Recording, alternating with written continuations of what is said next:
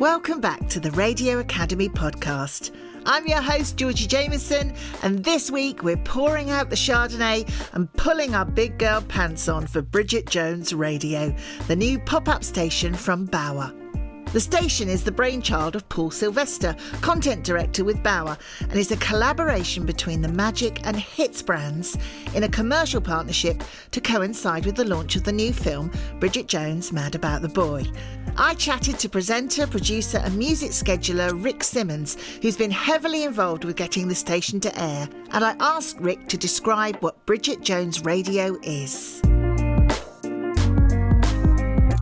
The new Bridget Jones movie, Mad About the Boy, is in cinemas as of the point that this podcast comes out. And it was really exciting to be able to take on this project where we're sort of celebrating all that there is to know about the Bridget Jones franchise. Obviously, it's been years and years and years since that first film came out.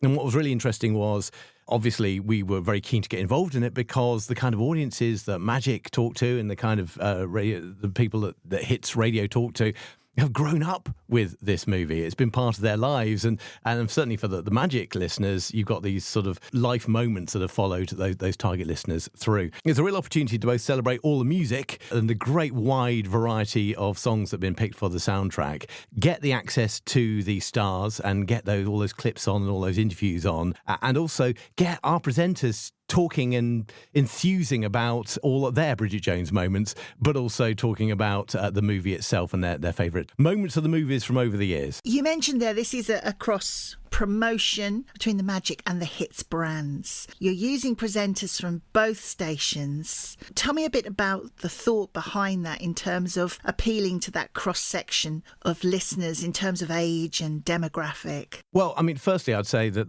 obviously with the advent of Rayo, the app that sort of brings all of the Bauer brands all in together, it has meant that station is available for all those greatest hits listeners who absolutely love Bridget Jones as well, and even those sort of Kerrang and Planet Rock listeners who have a sneaking regard for a bit of Bridget Jones here and there as well. So it's sort of part of the overall Bauer universe. But yes, obviously, as you say, very much focused on the Magic and Hit side of things, where we've been sort of working with the presenters to promote that. I think what it is, it's about the soundtrack. It's the fact that in a way, I didn't have to worry so much about the choice of the songs for the station because they've been so well curated. It's sort of the guy behind the music at Bridget Jones, a guy called Nick, who has pretty much put this universe of songs that represents Bridget Jones together so well. So it does include sort of, garage classics from the likes of Artful Dodger through to some of the current tunes that are coming out. But then you go back to the 70s, you go Motown-y as well, and you do the 80s kind of stuff all by myself, etc., etc. It is that situation where it does seem to cross various demographics and various different sort of styles of radio station and styles of music. At the same time, just seems to create this universe for Bridget Jones. I was listening to the station and I felt that about the music, and it was just banger after banger. It was so good. I had it on Sunday afternoon. I'm in the kitchen and I was doing that classic, love that one, haven't heard that one in ages. But that's a really delicate balance when it comes to music scheduling, isn't it? Are all the tracks from the soundtracks of the films, are they also reflecting a certain time, a certain era? Yeah, so 90%, 95% of the songs are from the movies, including the new soundtrack, and obviously those songs will become part of the Bridget Jones universe as they become more and more recognisable with this new film. But we certainly found some songs, for example, Robbie Williams, a key part with his Swing When You're Winning kind of era. And actually, obviously, he did that, Have You Met Miss Jones? And then that did sort of turn into the Swing When You're Winning album almost as a result of that. But having that opportunity to sort of expand that musical universe a little bit with stuff that you think that Bridget Jones would probably want to listen to as well. This is Bridget Jones Radio. And right now, here's the man behind the Bridget Jones soundtrack, the songs we all know and love. Hi, I'm Nick Angel, and I'm the music supervisor on all the Bridget Jones movies. With Bridget, it's interesting because obviously there is a kind of world already set. So on Mad About the Boy, it was sitting down with Michael and saying, well, let me do you a playlist of what we think a Bridget world would look like now. And the great thing about Bridget is it's always a good combination of old and new. So, on the new film, we've got Al Green and Nina Simone, but we've also got Jessie Ware and Olivia Dean. We've got what I think is great British or you know, kind of, I'd forgotten how much I like that track, rather than, you know, here's a track by Al Green that we've heard 100 times before, here's one that we haven't heard, or I didn't know Nina Simone did this track. Bridget Jones Radio. You mentioned there, Nick, he actually does some of the links, doesn't he? Talking about the soundtracks. Yeah, that's one of the great opportunities. And we found that when we were working with the George Michael estate, when we were producing a show for George Michael's anniversary of Careless Whisper towards the end of last year, which is a Rayo project, a Magic project, and obviously had some connections with Greatest Hits Radio as well. And that moment when you're working with the people who have access to the material, with access to the people who are involved, that just makes it for a so much stronger radio station or radio program. And yeah, absolutely, working with the guys from Bridget Jones has meant that we have had access to all the stars. We've had access to the people behind the scenes, the director, and you name it, talking about those events and being able to get those clips on air. And I think that's the key thing. I think that's why for me it works, because musically, it's great. It's a great listen. But, you know, we live in a world where we're forever being told that, well, you know, radio needs to offer something on top of just banging out the hits and just playing a playlist. What if I can do that, blah, blah, blah. And we're in a situation where we can create some really unique, exclusive content that sort of curates that music mix and makes it a real experience for the listener. And you get that as well with the presenters, because they're adding their take on it as well, things that they remember about their own lives or when they went to see the previous 3 films. It is voice track, no one's live, are they? No, nobody's live. What's the benefits of that in terms of you logistically? Well, obviously, staffing a radio station 24/7 with some of the biggest names from our biggest brands might be something of a challenge. Yeah. But on top of that, it does give that opportunity to really get the best links, the best anecdotes, and just work them into the log, and you know, connect them with the correct songs as well. So if they're talking about a particular song, that we can get them sort of talking next to that, and just making it a sort of a really sort of rounded, well curated experience. I saw this on LinkedIn actually, and that's where I first found out about it. I think you described it as incredibly collaborative, cross-discipline, cross-company, client-orientated and creative. Brands working with radio stations. It's big business now, isn't it? This is Bauer with those hits and Magic brands, but working with Bridget Jones as a brand. How do you marry those two together? How do you make that first approach of, we'd like to work with you? I'd have to be the first to admit that I wasn't the person who made that approach. I wasn't the person who was approached by the company and was part of the conversation. But I think it is just finding those opportunities where the synergy is absolutely perfect. So you have that situation where you kind of go, where would our universe of listeners ideally love a bit of Bridget Jones? And the answer is somewhere like Magic Radio, somewhere like Hits Radio. They would have that connection with it. They would have that strongest sort of emotional connection with it. And then having that conversation with the film company or the record company or whatever it might be, depending on the project, to ensure that, you know, everybody is, in inverted commas, getting something out of it. Obviously, you know, the film company want to promote their film, and they want to get the message out there that it's a great new film and everybody should go and see it, and they want to talk to a particular kind of audience, and it is serving up that radio station audience that most suits who they are after. Real opportunity for content as well, and just really just being able to just create something quite special.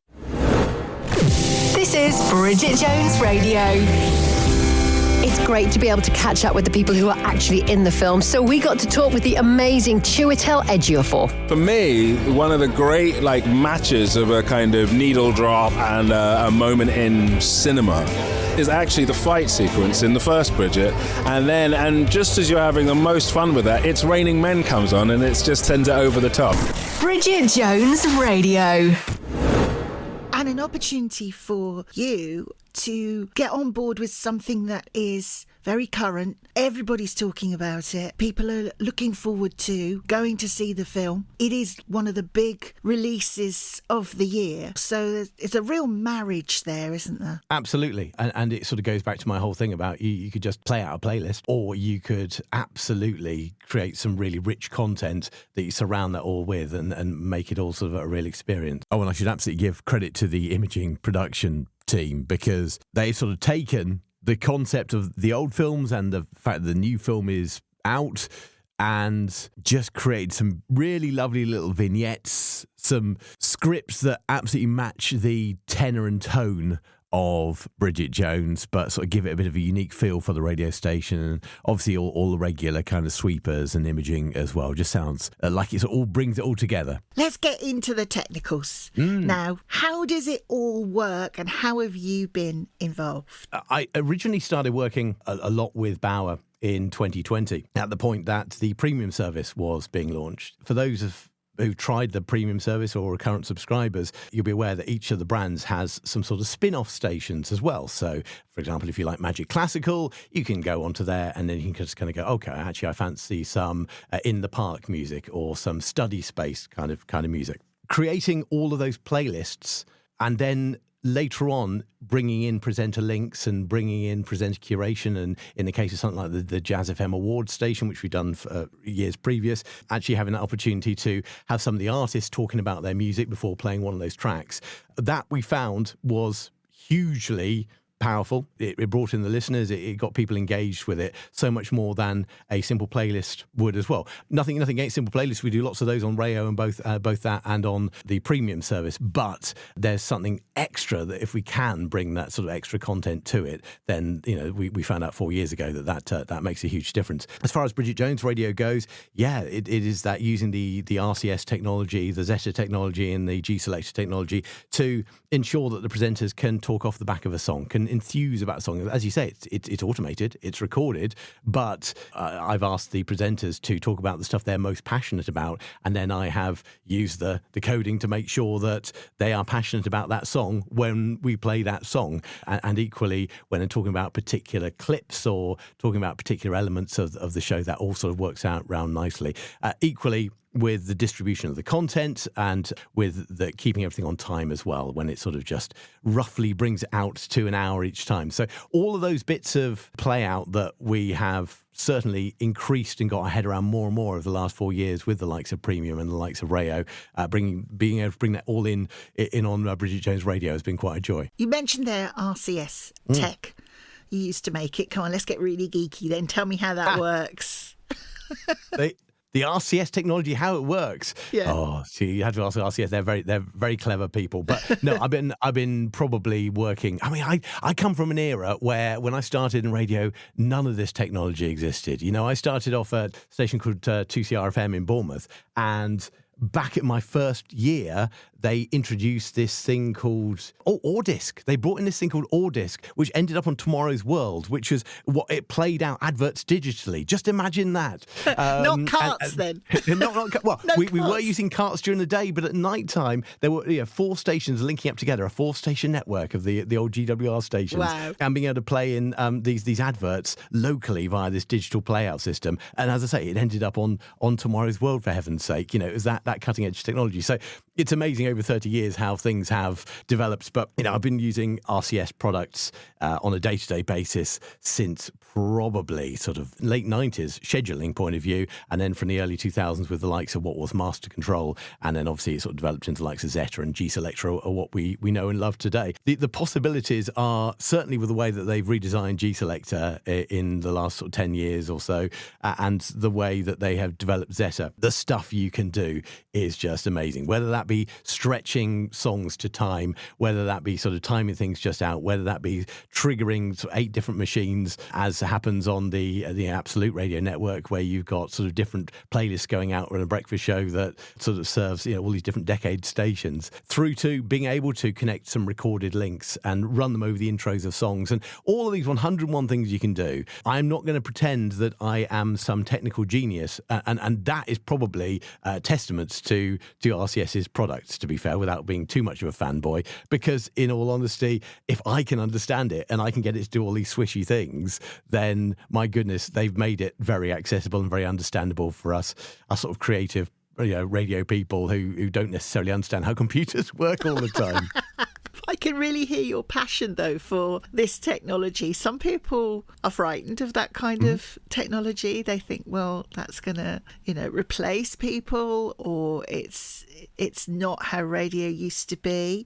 But I get the feeling from you that you have to embrace these things, because otherwise you'll be left behind. I get the concerns. I come from an analog background. In those early days, I still had a few songs I had to play from vinyl. I was certainly only playing songs from CD. So I totally understand the way that the industry has developed. And yes, there are things that perhaps we've lost. But certainly when I was back in my presenter days, the freeing up of not having to be there to do the segue and being able to record a great phone call and edit that into something really nice, rather than having to worry about loading up 7 carts worth of adverts each 30 seconds and making sure that didn't go quiet, or all that kind of stuff. Yeah. All of that, has been a massive boon in technology. And yes, we live in this new world where technology can do a lot of things, networking can do a lot of things. And I think for me, for somebody who loves the industry, always has loved the industry in all its various forms and flavours over the years, just focusing on the opportunities and the great things you can do and the great things you can let technology do for you whilst you do something really creative. Because in this AI world, I still believe that it's us as flawed human beings that bring the creativity to it. Let the computers do the clever stuff that follows rules, and let's all just create something human and flawed and creative and wonderful on top of having that backup from the computers. Well, you mentioned AI there. It's about working with it and not thinking it's going to work against you, isn't it? And I think that's how we'll grow as an industry. It's been lovely to talk to you. I've been really enjoying the station, but then I've grown up with Bridget when she was in her 20s. I was in my 20s, and I think we are of a similar vintage now. Have you seen the film yet yourself? No, I've not been fortunate enough, and obviously we're recording this before release. Yeah. I know that, for example, Harriet from Magic Radio has seen it. She was there with some listeners, I think, seeing one of the pre-releases, and they're all absolutely raving about it. I was lucky enough to already see the film, but I'm going to go again. I want to get, if it was Taylor Swift talking, she'd say she'd get her squad together. # squad goals. I'm going to get my girls together. We'll go and see the film. I won't be doing any spoilers whatsoever, but I'll just sit there and just relish it and enjoy it all again. Who are you going to be watching it with? I've been sort of just enjoying all of the information that's been coming through, all the little exclusives from the actor clips and the producer clips in recent weeks to give me a flavour of what's to be expected. And you're absolutely right. I think it's been part of all our lives. It's been part of my life for 20 years. And I've gone through a number of those stages, being single, finding that person, having the children, and life developing from that sort of late 20s, early 30s something to the 50-year-old that I am today. It's the best time of life, Rick. It's Let's the best time of life. Let's go with that. Let's go with that.